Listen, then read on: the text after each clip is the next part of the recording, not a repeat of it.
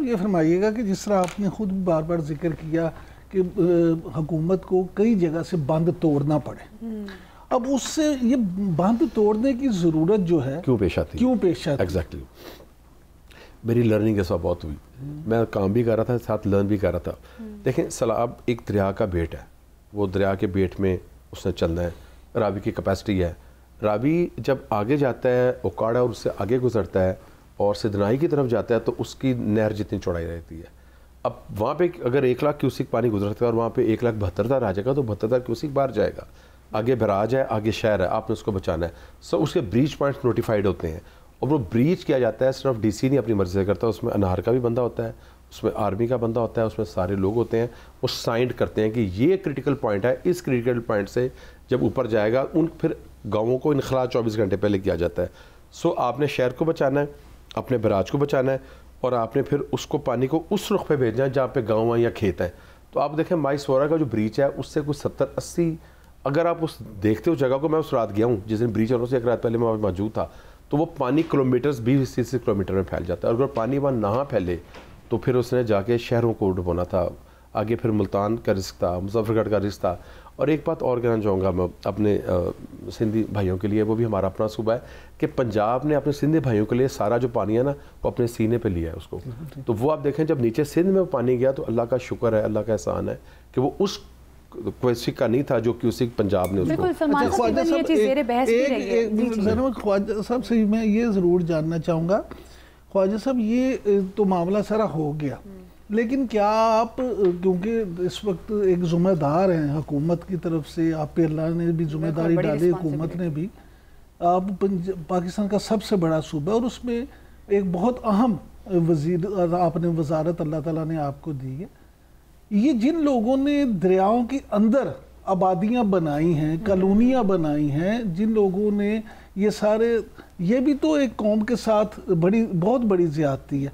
क्या हुकूमत वाकई ही उनके खिलाफ भी कोई एक्शन करने का सोच रही है? क्या उनसे भी निपटा जाएगा? इमरान भाई बड़ा इंपॉर्टेंट आपने सवाल किया है। पहले तो 35-40 साल तो दराबिया पानी नहीं आया, तो लोगों ने इस बुनियाद पे कि 35 साल से पानी नहीं आया, लेकिन इस सैलाब के बाद तो मेरा ख्याल है इस पर बिल्कुल क्लियर हो जाना चाहिए कि पानी इतना भी आ सकता है, इससे कम भी, उससे ज़्यादा भी आ सकता है।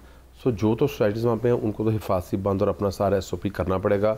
इस सैलाब के ऊपर से वो तो अनहार वाले और PDM में एक क्रिटिकल पॉइंट बनाएंगे और हर सोसाइटी को, जो सोसाइटी दरिया में है या दरिया के साथ है, उसको तो अपना वो इंतज़ाम करना पड़ेगा। गवर्नमेंट भी करेगी लेकिन उस सोसाइटी को भी करना पड़ेगा और उस पर अपने काम का पहली बात आगाज़ कर दिया गया। और इसमें ये नहीं कि मेरा या किसी का, नहीं, ये यूनिफॉर्म एक पॉलिसी होगी, उसके बगैर मामलत नहीं चल सकते।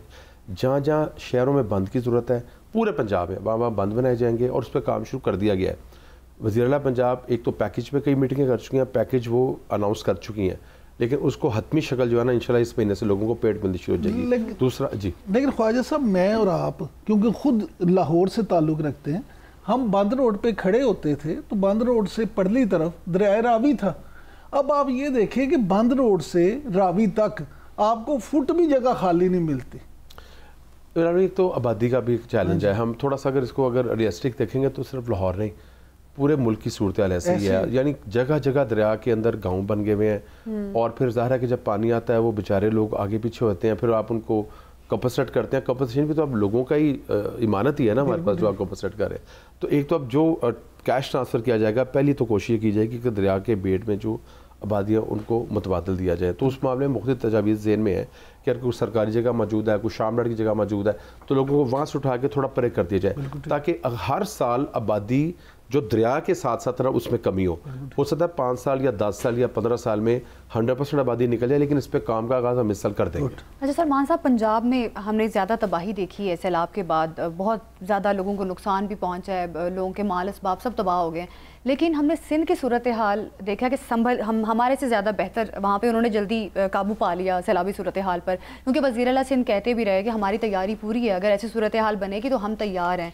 तो इसका मतलब है सिंध हमसे बेहतर है कि उन्होंने तैयारी पहले कर रखी थी और वहाँ पे उस किस्म का नुकसान नहीं हुआ जितना पंजाब में हुआ है। देखिए, पहली बात हमें हर सूबे को एक्नॉलेज करना चाहिए। KP को होगा, मैं उसको भी एक्नॉलेज करूँगा। दिल बड़ा होना चाहिए इंसान का। मुराद शाह साहब एक बड़े एक्टिव वज़ीर-ए-आला हैं, उनके मिनिस्टर्स बिल्कुल नजर आए, उन्होंने अपना काम किया। लेकिन थोड़ा सा मैं इसको टेक्निकल अब ले जाऊंगा, पॉलिटिकल को टेक्निकल ले जाऊंगा। देखिए जब दरिया सिंध जाते हैं ना सिंध में, तो उसका बेट है 10-20-30 किलोमीटर का, और जो बराजीज हैं जो वो डाउन स्ट्रीम जाएंगे ना, बराज की कैपेसिटी बढ़ती जाएगी। जो पानी तीनों दरियाओं का पंजाब में आया, हमारे वो 5000 देहात उसके ज़ेर आब आए। तो पानी सिर्फ दरियाओं में नहीं रहा, पानी जो था फैल गया था। लेकिन आप देखें जब गद्दू में पहुंचा तो वो 6-6.5-7 लाख पे था। कादराबाद वो 11.25 लाख पे था, सिर्फ कादराबाद चनाब में।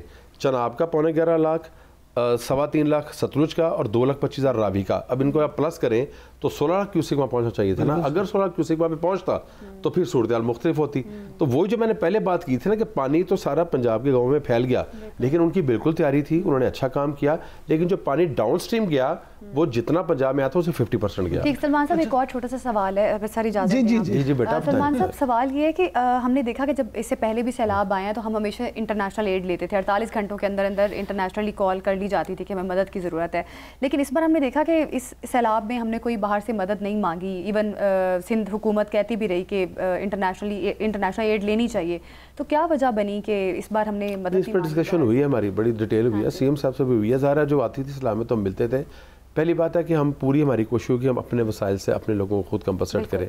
लेकिन जो इंटरनेशनल डोनर्स हैं उनके साथ हमारा वर्ल्ड बैंक है, दीगर अदारे, उनसे तो हमारा ज़ाहिर मामला चलते रहते हैं। अगर कोई करना चाहेगा तो उस पर कोई इतराज़ नहीं होगा। लेकिन एक फिनोमेना जो है जिस पर मैं कहना चाहूँगा, शायद मुझे नहीं पता मुनासिब है कि नहीं मुनासिब, इस दफ़ा इस सलाब में मुझे जो ताजर भाई थे और चैम्बर ऑफ कॉमर्स थी वो थोड़ा सा मुझे कम नज़र आई। ये नहीं कि नज़र नहीं आए, NGOs काम कर रही थी, कई पॉलिटिकल पार्टीज़ काम कर रही थी, हुकूमत वज़ारा काम करना ही था। लोकल मुझे कसूर में एक लड़का मिला, मैं आपको मिसाल देता हूँ, 3 लोग थे। मैंने कहा बेटा आप किस काम आए? उसका जी मैंने 8 लाख इकट्ठा किया और मैं यहाँ पे डोनेट कर रहे हैं। मैं कहा आप काम क्या कहते? मैं रिक्शा चलाता हूँ। तो मैं सिर्फ ये कहना चाहता हूँ कि एक स्टिचर, एक कोई भी किसी सतह का बंदा अगर को करना चाहे, एक रोटी और अचार किसी को देना चाहे ना, तो वो भी कार्य खैर है।